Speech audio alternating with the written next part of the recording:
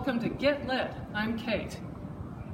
And I'm Pat, and welcome to the Civic Center Library here at Scottsdale. We're here to share our beautiful library with you, as well as some services, books, and more that we're really excited about.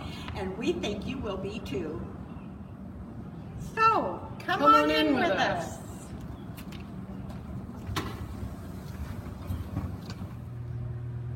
Hello, welcome to another edition of Get Lit. We have something special for you today. We're going to go behind the scenes where people don't usually go. We're going to go down those stairs. We're going to talk to Rebecca, our head of collections, to see where the books come from before you see them on the shelves. Let's go. Hi, my name is Rebecca Jones. I'm the Collection Management Coordinator here with the Scottsdale Public Library.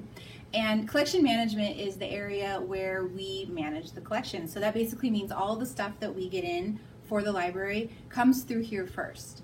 So we're based at a Civic Center library, and we receive everything for the entire system. So all the things that should go to all the branches, they come here first.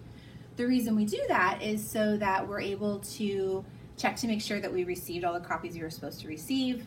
We check to make sure that all of the cataloging and processing was done correctly.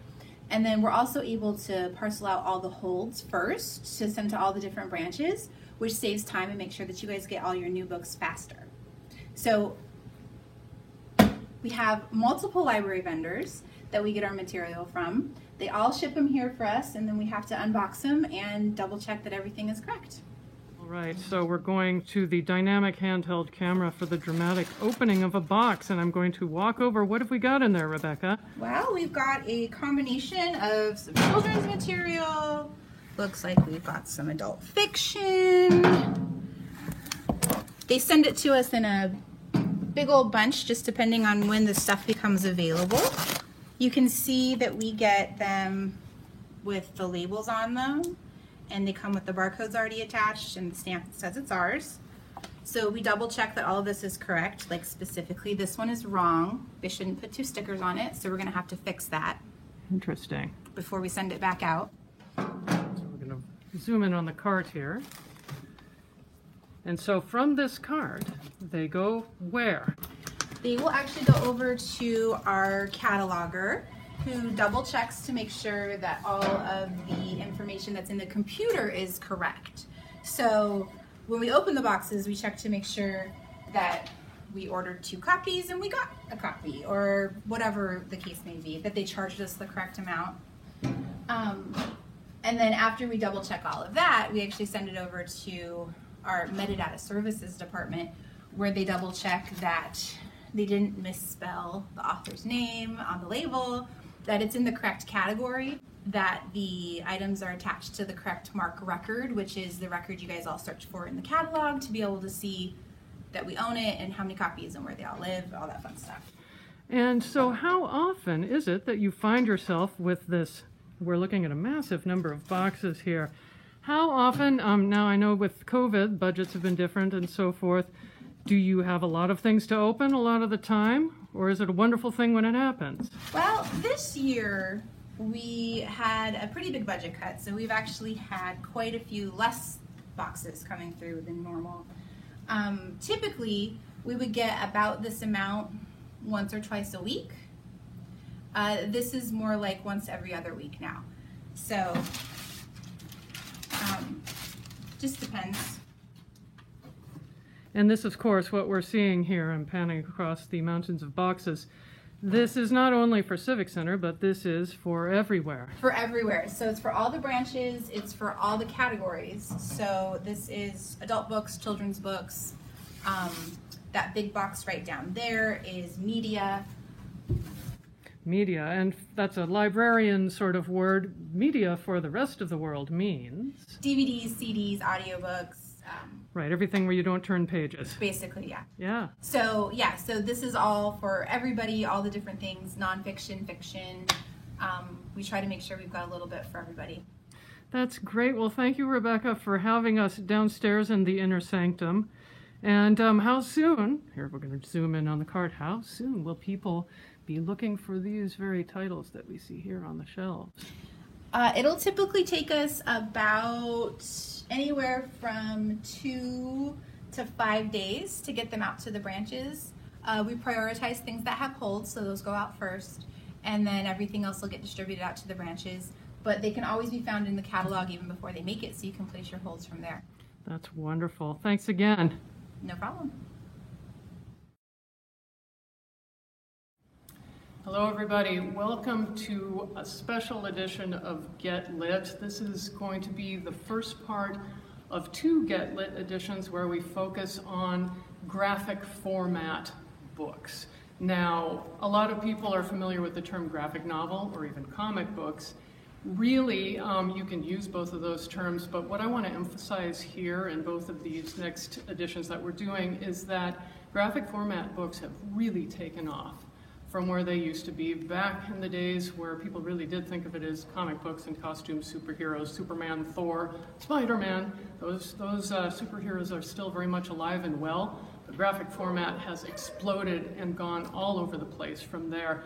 We have not only costumed heroes, but one thing that is more and more common every year is the graphic memoir, where you have people who are illustrators and storytellers who have used the graphic format to tell their story. And what I'm going to hopefully point out is that there is, as a way of telling a story, as a way of conveying a story, as a medium for telling your life story, the graphic novel is very different, or graphic memoir is so effective.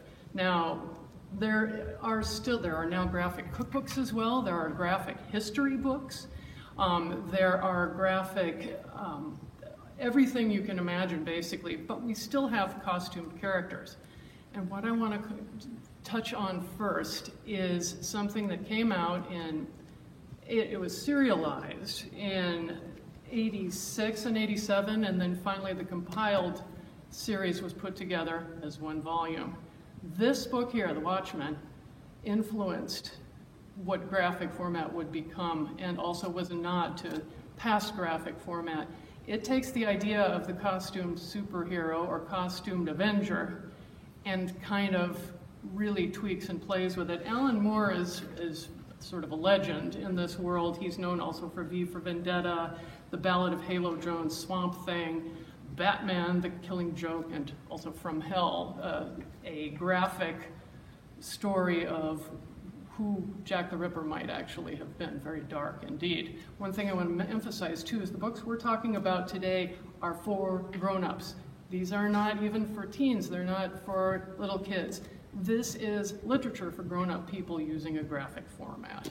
The Watchmen takes the idea of the costumed hero and says, what if American history had happened differently? And these people aren't superheroes, they're just people who wanted to dress up and fight crime.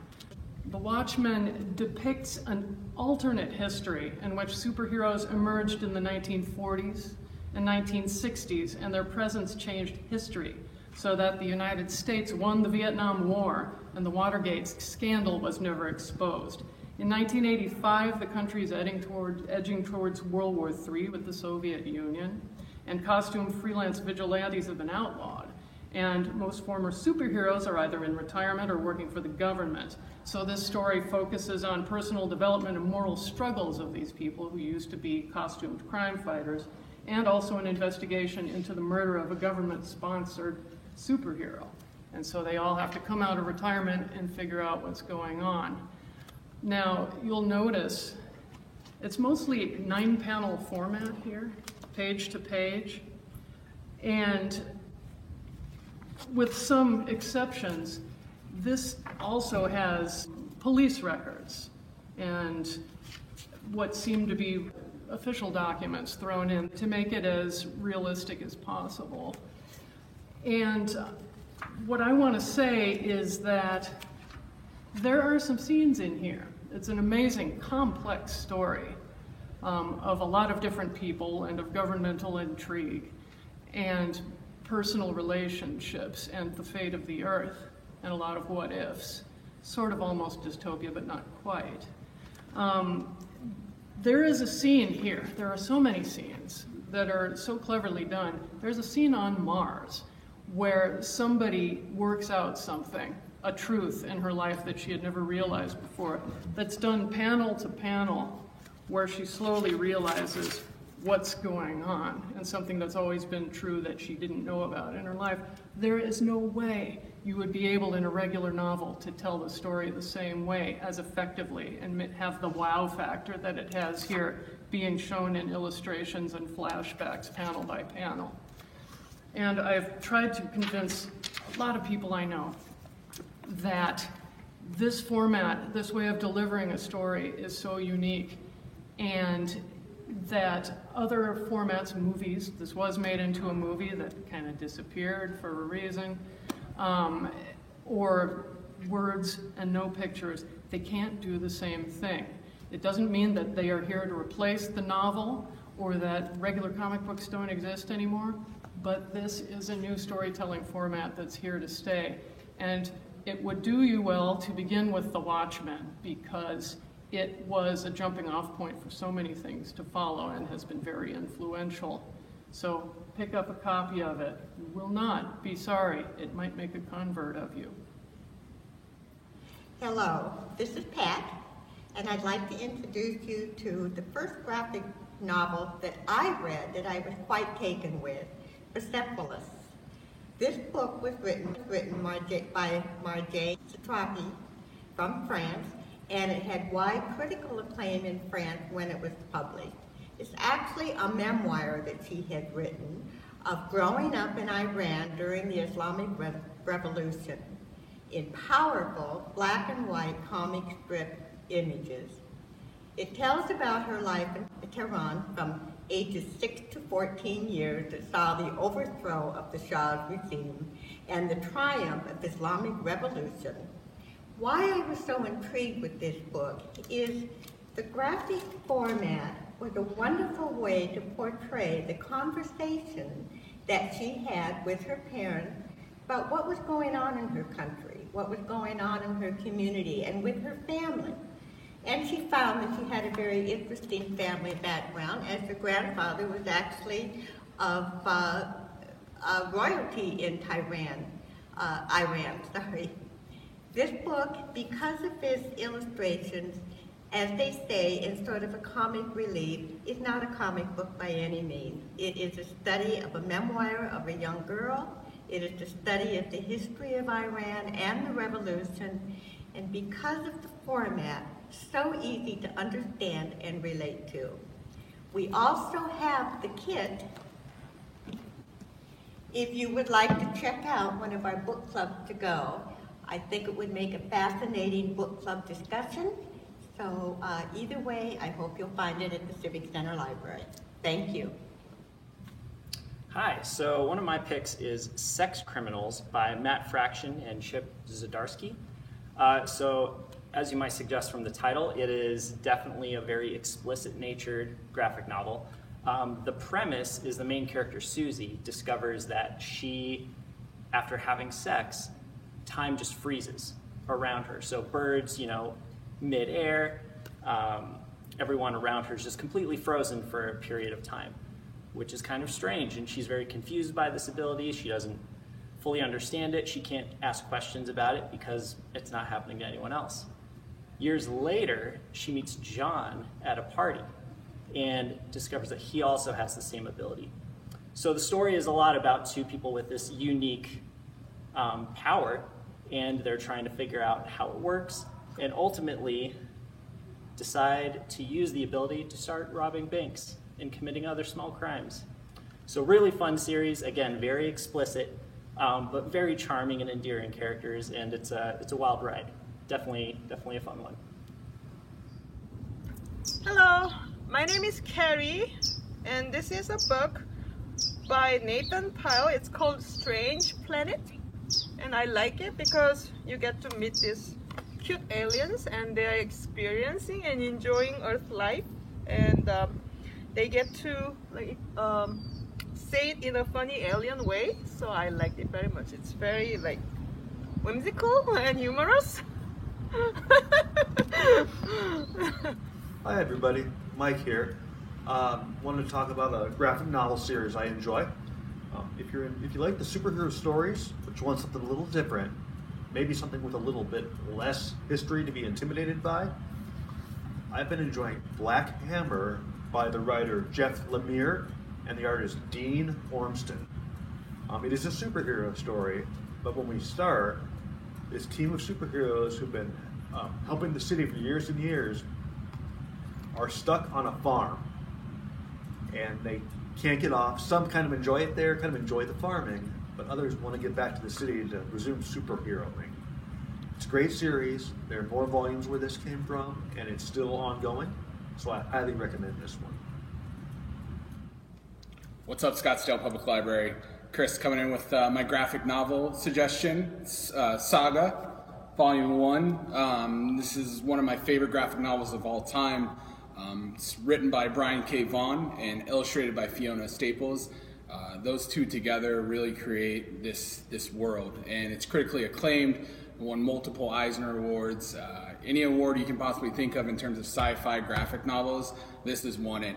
I can't speak higher about a piece of literature. I really think when all is said and done and we look at it in the next 100 years, it is really going to be something that we see sort of change the game, not only for graphic novels, but for literature as a whole. It's extremely progressive in the way that they approach different problems in society, but the catch of Saga is that it takes place in space. So think of it sort of like Star Wars meets Game of Thrones. There's a lot of drama, there's a lot of melodrama, but there's a lot of truth to the way life is here on Earth in real time, in real life. And I think sometimes it can be unpacked a little bit easier through aliens, through spaceships, through wars and stuff like that. So, you know, I really don't want to spoil too much. It centers around two main protagonists, a male and a female that are married. They're from different warring races, but they are now star-crossed lovers, and they had a kid together. I don't want to give away too much, but from there it sort of evolves into this Odyssey-esque adventure, and we are introduced to ghosts, goblins, aliens, human beings, all put into a stew, and it's a beautifully tasting stew at that. So, like I said, it's not for the faint of heart. It's very much on the Game of Thrones side of thing. If other graphic novels, The Watchmen, Why the Last Man, it can get extremely graphic at times. So if you have a faint heart, do not pick up Saga. But if you want to be entertained and you're totally okay with beautiful art and crazy sci-fi, this is the book for you. Hi, this is Kate, and I'm here to talk about some more graphic format books. And what I'm going to touch on here is a couple specific graphic memoirs that are really worth your while and very powerful. And I'm thinking you may have heard at least of one, and probably both.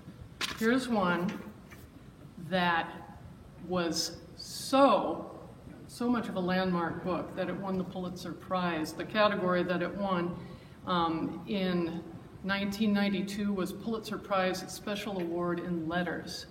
This is Mouse. It was a serialized book that was serialized from 80 to 81. It's by Art Spiegelman. It is the memoir of his father's experience in Auschwitz. And so it jumps from modern time, which would be the 80s when it was written, back to when he was in a concentration camp, when his father was. The very interesting thing about this, what makes it so effective as a story, is that you can tell that it was made from the tapes that Art Spiegelman made of his father, a Polish native, just talking in his Polish influenced English, and that the man's name, his father, is Wladek Spiegelman. And his voice is so present all the way through it that you are right there while all these astonishing things are going on. I should mention that he makes the artistic choice to represent Jewish characters as mice and Nazis as cats, and then Polish people of whatever leaning as pigs. And it's just, you know, his commentary, but you make what you will of it. And the illustrations are very stark, but such an effective means of telling the story. That and Wladek Spiegelman's voice. For instance, in this piece here, a family member been sent out to find things to eat when they're already struggling to find food. This is before anyone has been arrested. and this is a conversation. Lolek, thank God you're safe. It's like a battlefield outside. There's hardly anyone left in Srodula. Everyone has been deported or shot. Then his narrative voice. From all the Jews of all of Sosnovyj, it was left maybe 1,000 in the ghetto. At least your bag is full. You found a lot of food, yes? Just a few old turnips and some books. Books? What's the matter with you? We can't eat books. All the time we were hungry. We just didn't have what to eat. And so you can just hear Vladek Spiegelman telling this story. There's also a great deal of tension between him and Art Spiegelman, our illustrator and relayer of this story, because they don't really get along, apparently. Vladek is not easy to get along with. He emerged from the war a hoarder and very fussy about everything being just right. And so also his mother, Spiegelman's mother, Anya, who was Vladek's wife, years later committed suicide. And Art Spiegelman was told by his father that somewhere her diaries from Auschwitz were there in the house. But then later Vladek confesses that he got rid of them when she killed herself because he couldn't deal with even seeing her words about her past, which is what had driven her to what she did. And so this made a great deal of tension between the two of them also. All of this is portrayed in these black and white pictures. And all together, it's just amazing the many times when Vladek was caught and almost met his death, and some trick of fate or serendipity or coincidence or resourcefulness on his part kept him alive again and again and again. And I'm sure, everybody who is a Holocaust survivor has an astonishing story to tell. This is one very particular story that will amaze and absorb you again and again. Another one, a remarkable graphic memoir, is Fun Home, a play on the term funeral home, fun for short, funeral home. Alison Bechdel is the author of this one. She had a comic strip that she produced for years and years called Dykes to Look Out For.